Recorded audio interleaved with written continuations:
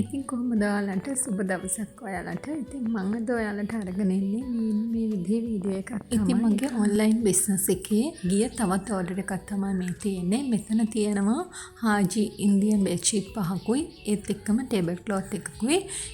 ඉතින් මේ විදිහට අපිට ඕඩර්ස් ලැබෙන්නේ අපේ මේ බෙඩ්ෂීට් එකේ තියෙන ක්වොලිටි එක හින්දාමයි. සාමාන්‍යයෙන් ඔන්ලයින් බිස්නස් එකක් කියවුවහම අපිට හිතා ගන්න බෑ අපිට මොන වගේ බෙඩ්ෂීට්ද හොඳ ක්වොලිටි බෙඩ්ෂීට්ද වන්නේ කියලා.